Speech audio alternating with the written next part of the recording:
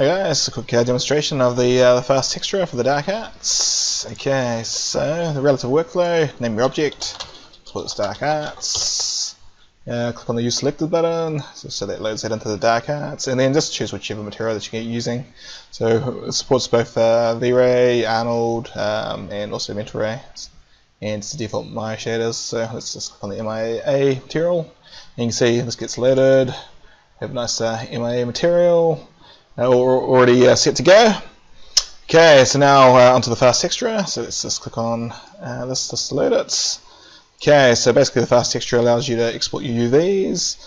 It also automatically detects the shader that's on your object. So you can see it's detecting it's an MIA material, and the material's shader's name's called the dark arts. Okay, so let's just export that out.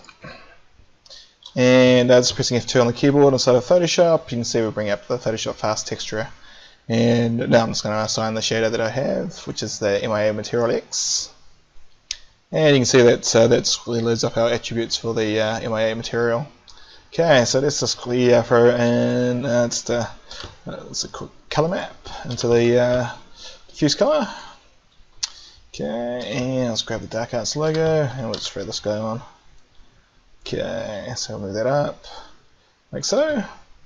Okay, so happy with that. Just going to press F2 again, and you can see we've got various save options, so taggers, TIFFs, saving of alphas, and we can also automatically update Photoshop, Maya itself. So if I just go into press F6, just go into texture mode, and I click on the save of layers. You'll see this just race through quickly and just save out anything that's got an actual layer to it. Okay, so now Maya's automatically been updated. So there we go. That's all looking quite nice and tidy. Okay, so from here we are going to quickly throw in just a quick lighting scene. So let's throw in a quick white cyc. Okay, so one of the things with the dark arts, so if I show you the material, let's map that out. And here we have our MIA material, so you can see our color map's been plugged in there for us. And we've also got gamma correction going on. So yeah, it's set by default to 2.2, but you can adjust that in the preferences. So you can adjust it to whatever you want, and you can obviously set up to use your VRay materials and your Arnold materials. Okay, so once we have a Photoshop file for our shader, you'll see that the fast texture automatically detects that as well. So what it gives you the opportunities to do is just to quickly navigate through to whatever your Photoshop file is, and just click on Open Photoshop. So say if this guy is closed, for instance, just go back into our fast texture, click on whatever object that has a shader that I want, click on our fast texture, and you can see that it automatically detects that there's the dark arts shader plus that there's an actual Photoshop file for it. So now I can just click on Open Photoshop File, and we're ready to make some changes. Okay, one of the other things we can do is just double clicking on the Open Photoshop File. Actually opens up the location of our source images and that particular folder for the shader. So you can see we have our color map, we have our UVs, and we also have our Photoshop file. So nice and tidy, nice and neat. Once again, we can go into Photoshop, we can make some changes, so perhaps we want to output it like a bump map. So I'll throw that into there. Okay, let's just make that white, and we'll just make a black background. Okay, so we've got a bump map all set up. If I press F2 again, save the layers out. Once again, you'll see it race through, and save up those maps for us.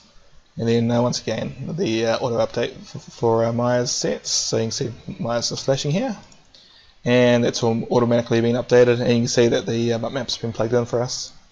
So if we map it out, there we go, that's all set up beautifully. And you can see that one of the other nice things is that our color map's been set up inside Maya just to use the correct settings for using a bump map. So just real nice. This will totally speed up your workflow. And so if you just do a quick render of this, you should be able to see our nice little bump map in there. Okay, there we go. It's a pretty small bump map, but you can obviously up that quickly. So let's just make that a little bit larger. And maybe we just want to make some more changes when we go back to Photoshop, so we can just perhaps we want to take some of this wood texture and throw that into our bump. So let's get back to the bump map again, desaturate this layer, and this is just one of the beauties of using the fast texturers that you can just quickly go through and just make these alterations nice and fast. Okay, so let's just throw a curves adjustment layer on there. Yeah, it's quite cool, and we don't want it to be too big. Okay, so something like that might just do the trick for us. And let's just press F2, save this all out. So really it gets rid of one of the more tedious sort of functions inside of Maya when it comes to texturing. Okay, and once again, you can see Maya's automatically been updated.